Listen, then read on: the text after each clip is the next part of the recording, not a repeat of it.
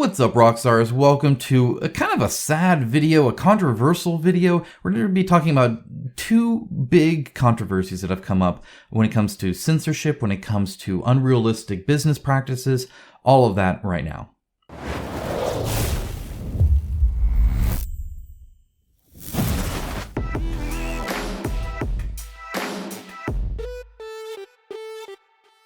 Thank you to my channel sponsor Into the AM. As a company that believes hard work and a great product is a proper way to conduct business, I am delighted to have them as part of the channel. They have some of the coolest graphic t-shirts around and an absolute best fit and feel that has continually exceeded my expectations.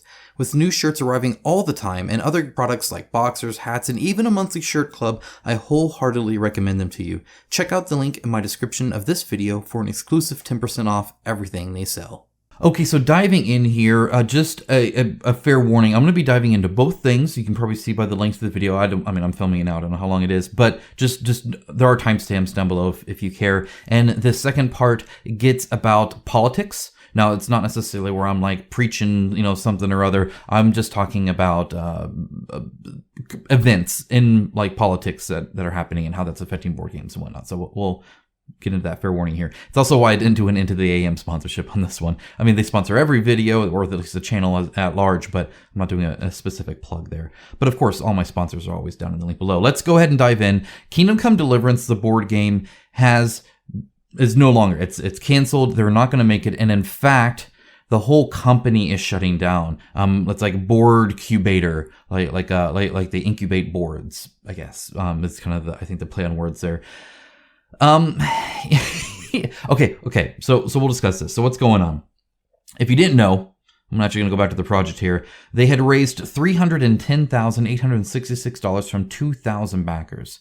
By and large, one of their more successful campaigns. Now, not the most successful campaign that they've had, but certainly, pretty darn good. Now, successful when it comes to money and when it comes to backers. But I think we can talk about that a little bit actually as well. But let's go to the update specifically. We're going to cover that, and then I want to talk about what happened, what's going on, like how did we get here?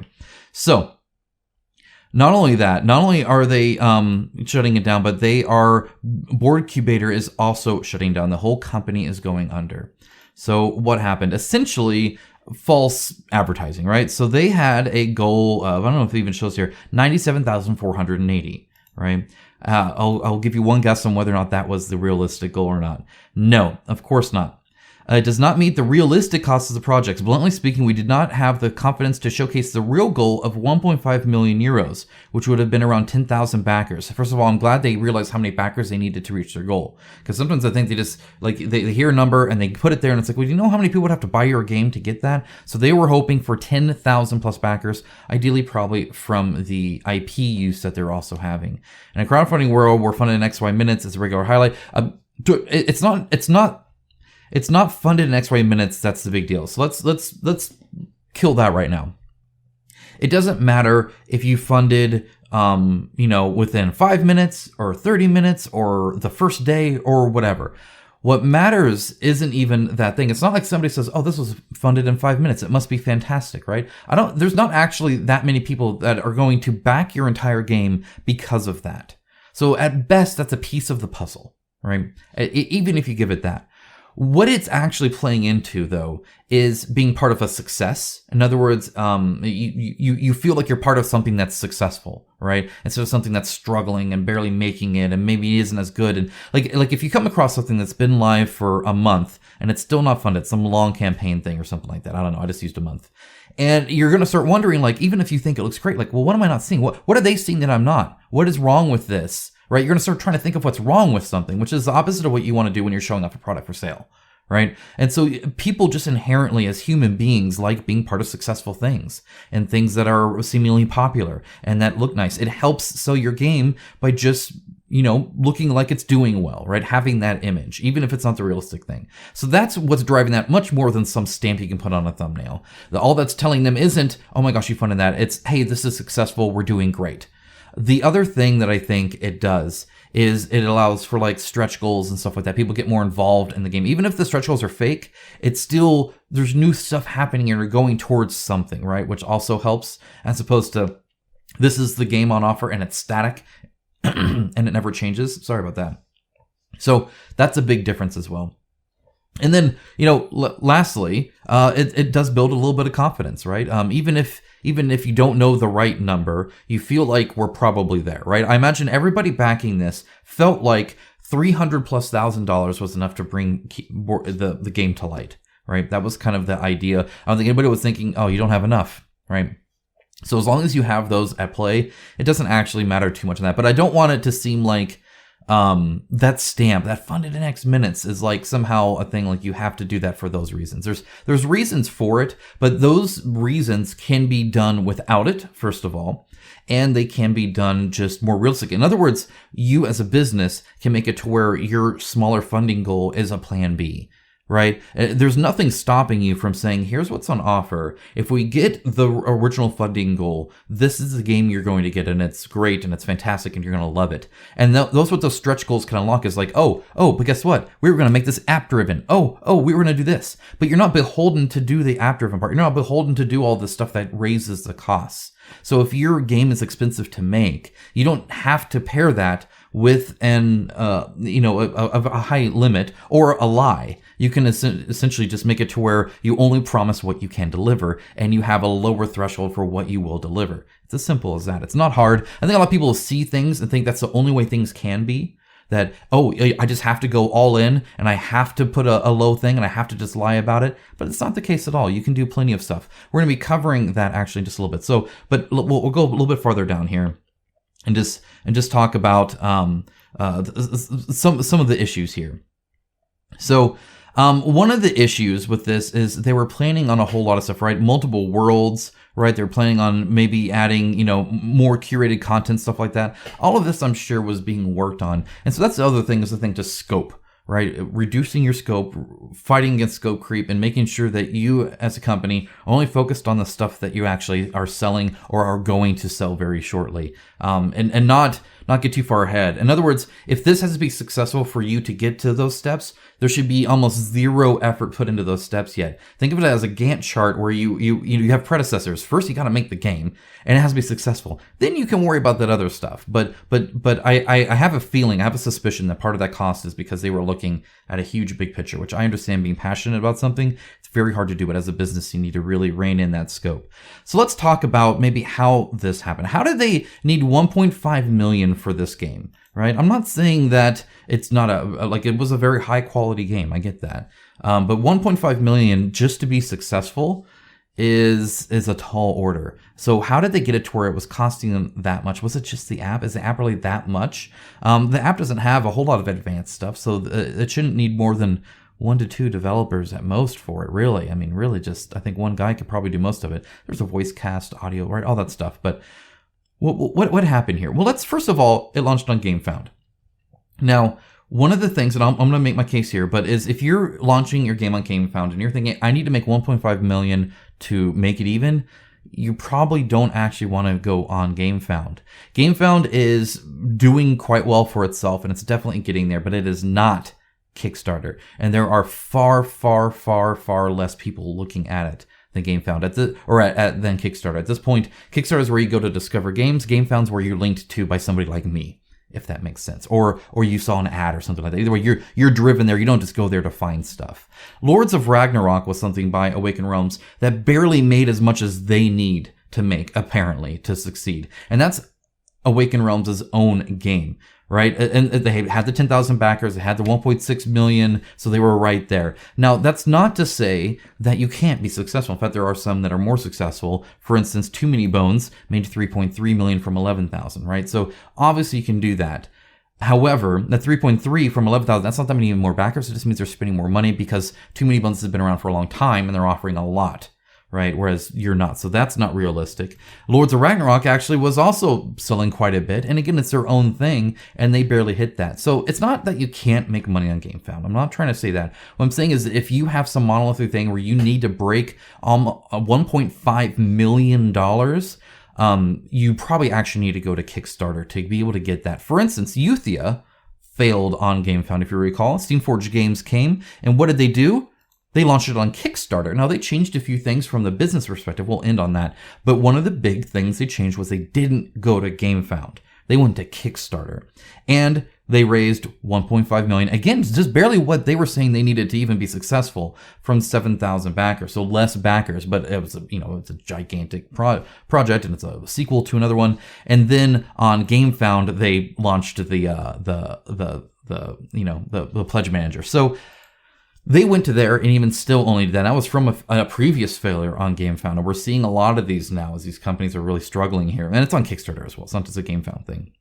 But that was their strategy, was change up the offering and move it to Kickstarter. Moving it to Kickstarter was one of the changes they made, deciding to make more money. And Steamforged Games has been doing well, has been doing strong, as far as I can tell, is a healthy company that's doing well and being able to afford, their staff and all that kind of stuff. So obviously they are doing okay in running a business. At least better than Boardcubator, apparently. So that was one of the decision points they made as a business that seems to be running successfully, was move to Kickstarter.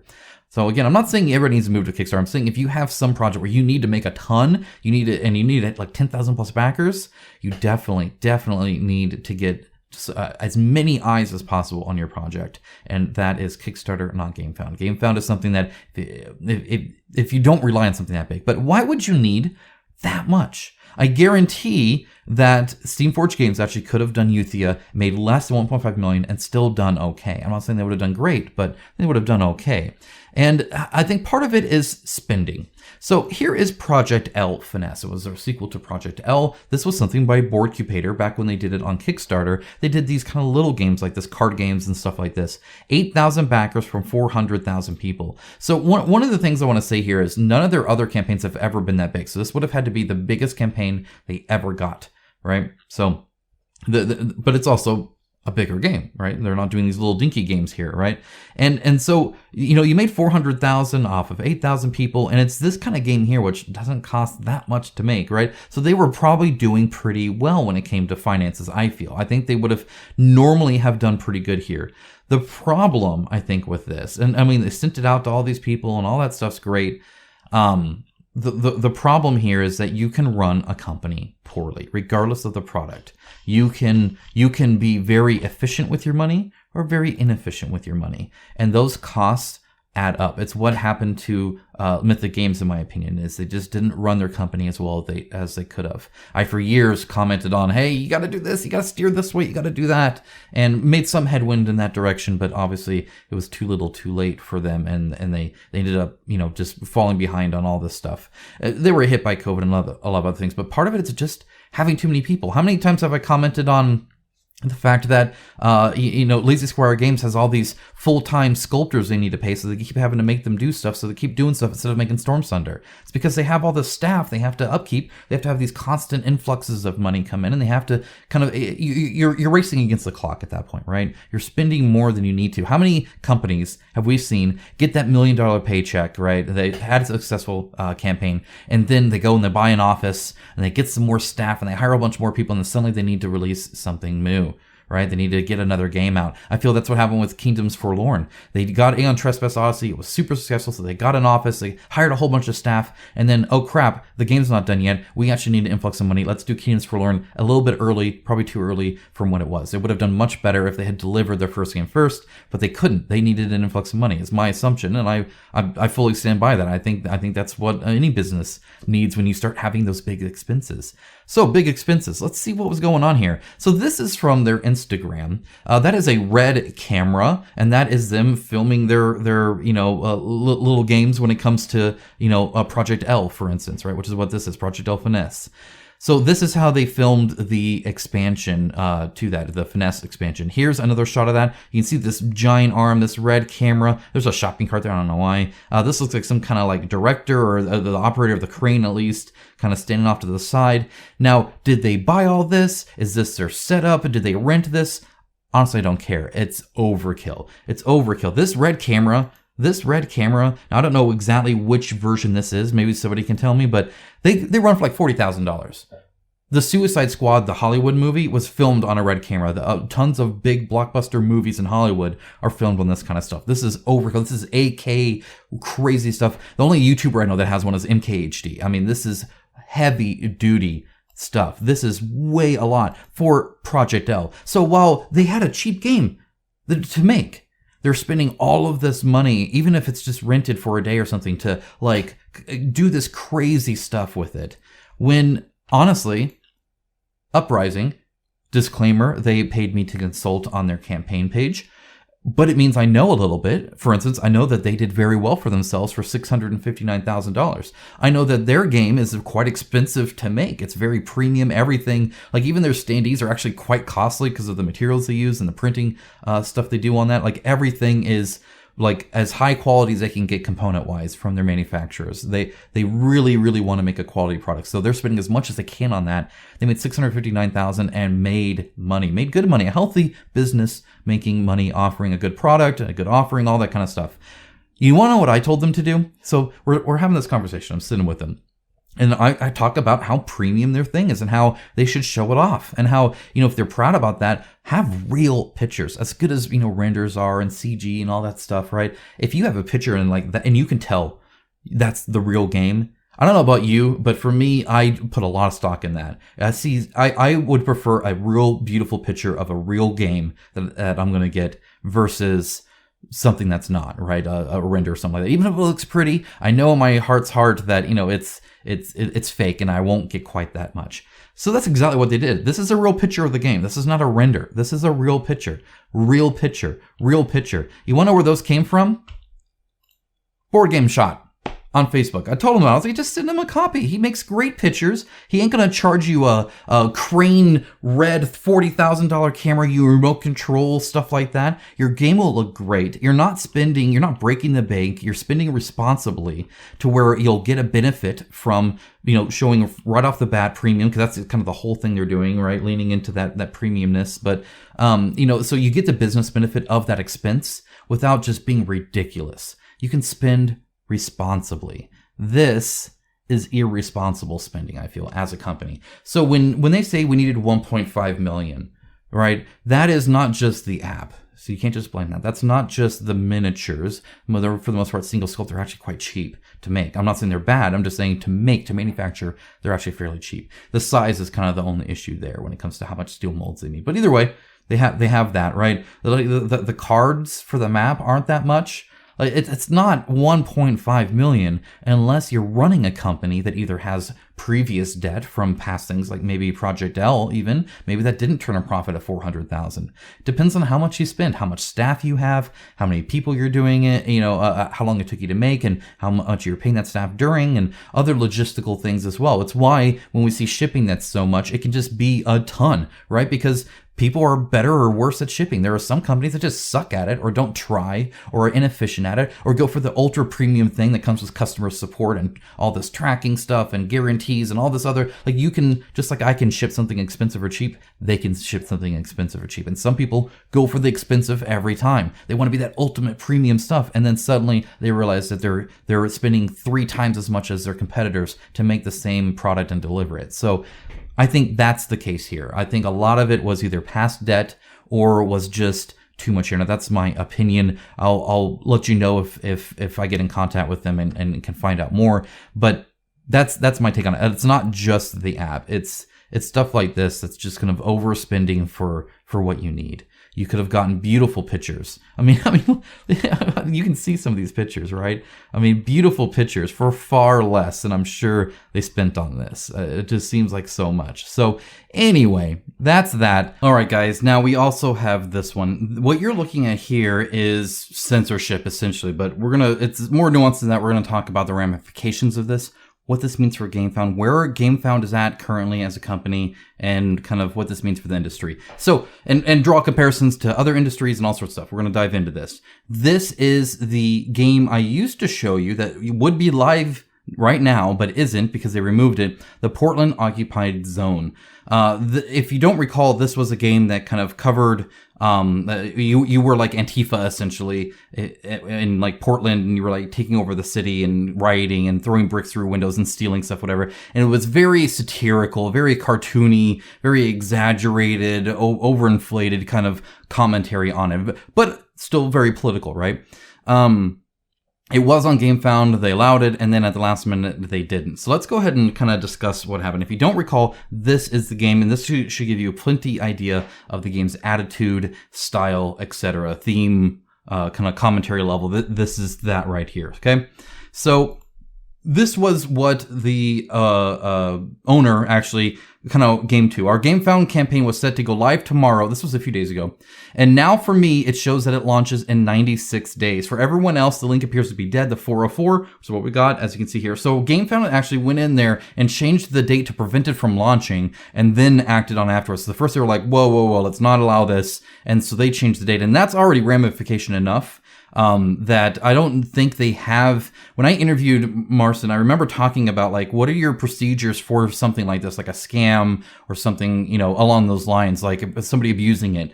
And he didn't really have an answer. It was kind of a, we'll figure it out as we go, which means that there's not really a set procedure they make. In other words, they might just, you know, delay your thing. Maybe they'll suspend it. Maybe they'll cancel it. Maybe they'll do something else. You kind of don't know because they don't really have a policy around it. So it just means that they kind of wing it every time they act, which is invariably going to be scrutinized and kind of confusing to people as different things happen. In their case, it wasn't just that it was canceled, it was first just postponed, right? That was the first step they did. But then they did other steps. I want to actually go through. I have reached out to Gamefound, who have not responded. I have reached out to the development company of Portland Occupy Zone, Incel Studios or something like that. They did get back to me, so I will share what they wrote. Not word for word. I won't show the email, but I'll kind of go over the chronological line of it. So here is something they posted on Facebook. So I'm going to share this. They posted this morning, not even a good morning, just morning. We have had several emails. Several is a very low number, by the way. This is where you would insert there are dozens of us, dozens GIF where the guy holds up the corn dog.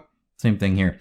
We have had several emails regarding your campaign. We do take feedback very seriously from backers and creators, but we take all sides of things into account when we consider the sort of concern we have been made aware of. On this occasion, we've decided to not run your campaign at this point and in its current format. I understand this will be frustrating for you, and if you have anything you wish to say, then please reply to me here, and I shall pass it on to all concerned. All the best, Luke Pryor, Key Account Manager of Gamefound. Okay, so a few things here. First of all, the wording, right? Whether it's morning instead of good morning, it's in other words, terse, more straight to the point. Several emails, so not a high quantity of people that were writing them, but some did. And it talks about concerns from both sides, as in there's a division on sides of opinion on something. And then talking about how not run the campaign at this point, so at this moment in time, and in its current format, right? So two very specific things. I stress out what they're communicating here because their actions do not reflect that at all. So we're going to kind of dive into that. So this was probably the big crux of it. If you go back to here, this is very satirical, political commentary, very much almost jokey, right? This, where they called him the medic here, was probably the breaking point. It's it's not too on the nose, but it's very on the nose, and it doesn't even really match the rest of the game per se. So the medic is in reference to Kyle Rittenhouse, who was a 17-year-old that went to a protest / riot and actually there's a quote here, he told journalists that his job was to guard buildings and even offer medical assistance to the protesters, hence the medic. He went there with an AR-15. Somebody pulled out a gun, waved it at him. He shot that person and killed them. Another person tried to swing a skateboard at him, and he shot that person and ended up killing that person as well. That's, I believe, the case. I didn't follow it as closely as a few other things like war in Ukraine and stuff like that. But this was like here in America for a while, that this was a dime a dozen. But anyway, that's my memory of it. But I'll link down to this BBC article, if nothing else, for you to kind of do your research on. But that was kind of the reference to here. So now they're not using his name, but definitely the likeness, definitely a specific point and stuff. So kind of naming it Portland was a bit iffy, and then naming it the medic was a bit iffy. In other words, it's not just here's a kind of side example. It's like here's a direct example, and we're kind of talking to that, which is still, I mean, it's just political commentary. They had rules around the medic and what he did. He went to different buildings and all that. It was very much actual gameplay. Just you had the kid there. Now, before I talk about the email they sent. I'll cover that and kind of what they were talking about and like the thing. I want to do a quick comparison and what this ramification is for Gamefound. A quick comparison to Steam/Valve. So Valve is a video game company that owns the platform Steam, which sells distributed games or hosts them as they kind of are in early access and stuff like that, right? And there was a game called Hatred. Hatred was you being a mass shooter, essentially. You hated society, you had been picked on enough, so you're going to take your gun, you're going to go shoot civilians. That is the theme of Hatred. It was originally pulled from Steam for all the reasons you have in your head right now. Whether you agree with them or not, like you can understand the reasoning why, right? Gabe Newell, the CEO of and founder of Valve, got wind of it and actually then reapproved it. And to quote what he said, my apologies to you and your team. Steam is about creating tools for content creators and customers. Good luck to your game. Steam is about creating tools for content creators and customers. So his viewpoint is, even if I don't agree with this, we're here just to hold a platform from you. For the same reason that my ISP, my internet provider, doesn't block BBC News because they don't agree with it, or Fox News because they don't agree with it, or whatever other thing you want, or you know, it doesn't matter, right? For the most part, unless there's a safety concern, unless there's an extreme like law breaking stuff or something like that, the internet provider allows me to pretty much do whatever I want. It's just hosting a platform for people to serve me content, and me, the customer, gets to choose what content I want and don't want. They're not making a statement on it. They're not making a decision on it, except when it comes to like legality stuff. And that's pretty much it. And that's kind of what Steam has done. That's what a lot of larger companies do, right? I mean, YouTube does that. Imagine if I made the Safe Haven video and YouTube decided we don't want that content anymore and removed my channel because of that, right? And it is a full removal. It's not just a removal of the game. So let's actually get to that now. I'm going to go ahead and pull it up here. Okay, so I'm going to go ahead and kind of read the timeline that they have. I'll share some images that they had, but I'm not going to read necessarily quite the whole one, though there's nothing in here that's bad at all, but I didn't get permission to share it. I'm trying to, respect that. Even though I could, I'm not going to. So Kickstarter suspended their account directly, claiming that they were oppressing protected groups, etc. Obviously, I don't think they're oppressing anyone, and certainly not specific groups. They're just doing caricatures, just like a political cartoon does caricatures, or even like drawn kind of like that. For the most part, again, the medic was kind of an oddball there. Gamefound clearly did not want to approve it, according to them. They actually denied the campaign on grounds that it had a previous campaign, and they have to provide that the previous campaign wasn't a scam or anything like that. So that's actually what they did. They proved that, hey, they delivered the game. It was actually produced and delivered, and they have like real bank accounts, and they're registered with the IRS for taxes, and they're a legitimate company making a legitimate product and delivering legitimate product there. In other words, they have proven they're more of a company than most of the campaigns I cover on this channel, because they actually like delivered something. In fact, they've delivered a previous game before this too. So they're definitely a real company offering a real product. So it was approved by Gamefound, and in fact, it ran through almost its entire countdown. But then on the day before the campaign was set, the counter jumped, according to them, to 24 hours to 28 days. And then from 28 days to 96 days, and then eventually the whole 404. And so he emailed support saying, like, hey, what's going on? You just changed my thing. And that was kind of what I started with. Like, they're manipulating your campaign before even like necessarily an actions taken or communications has happened. So he's had actions taken on his campaign with no comment from them. And again, I have reached out to Gamefound. They are more than welcome to contact me, and I will update you guys if they so choose to establish a contact about that. So according to him, no comment. They're just messing with his campaign. Then at 6:21 p.m., so that seems pretty exact, I received an email, the email that I shared before. So that was the email where they're saying, hey, we've canceled your account. There were some complaints. We tried to look at both sides of things, stuff like that. Then at 10:24 p.m., so this is now like 4 hours later, they receive this email. I want to share this email. So it says there were issues with your business account details. You need to review them. So when he follows that, this is what they see. They canceled their business data, their shareholder and signatories, and their bank account, all for an increased risk. This to a company they had already approved was a legit company and is a legit company. Like I said, is registered with IRS and everything else. Like they are fully fledged a company that have already delivered products even. And so then they went this, but this has nothing to do with the email. This has nothing to do with seeing both sides. This is saying, hey, we think you're an increased risk of scam or something like that. That was their reasoning they used now to not just block this campaign, but block the entire account. In other words, they cannot use Gamefound as a pledge manager or bring in another campaign or anything like that. They are just wiped off. That's not going to happen. So here's the problem here. Okay, so I'm just gonna have a conversation with you guys here. Whether you agree with something or not, the issue that Gamefound now finds itself in with this whole 404 page is they have now decided to start making decisions on what they allow and don't allow based off of their own feelings and not like legal issues that require them to do so, in other words, right? And that's fine as long as you're only doing that towards like super extremist stuff, which I don't think anybody would say that this is extremist. This is silly. Now, whether you agree with it or not, it's very much doing political commentary. It's not like, for instance, my patrons were talking to me. We were discussing this, of course, as I always do in the Discord. We were discussing a game that tried to reenact an actual school shooting. Right? Like a legit, you're going into that school, you're killing those students, you are that killer, right? Or like one that tries to reintroduce the assassinations and stuff like that, like actual assassinations of real people. And a lot of times those things do get canceled or removed or prevented from it, right? Just like most companies don't do AO or adult-only video games, right? So you can do a rated M, but adult-only ones typically have to go elsewhere. They kind of on their own site and do their own thing, which, by the way, I mean, I did my own donations, so if that company has any ideas, just set up your own thing, man. That's what I did.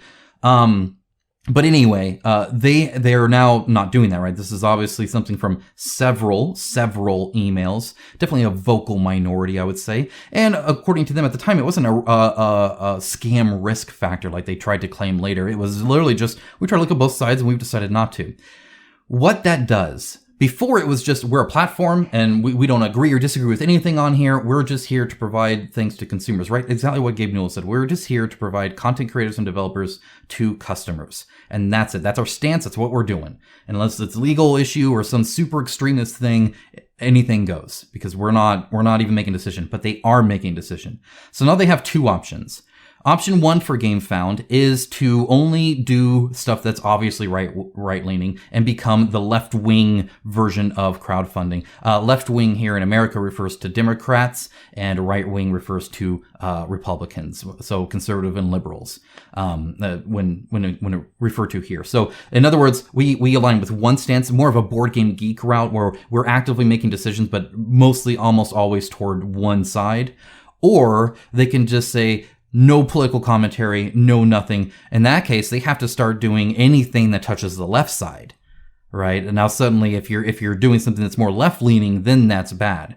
And so either way, I think it's kind of a loss for Gamefound, because now anything they allow is expressly allowed, because they've proven that they were making active decisions on what is allowed. So if they allowed it, that means they approve of it. So anything on Gamefound approves of just inherently, even if it's not fair, even if they didn't come out and say they support it, invariably through their actions, they're saying they support it. So now they're screwed by doing that, or they're screwed by blocking anything that has to do with that. Either way, every single game on Gamefound and every single game not on Gamefound is now a decision point directly tied to Gamefound instead of these companies. Before, no, it wasn't Gamefound. It was this Incel Riot Studios, right? That was like doing the dumb thing. Gamefound's just a hosting company, just hosting a game for sale. If you don't like it, don't buy it, whatever. We're not making a stance on it.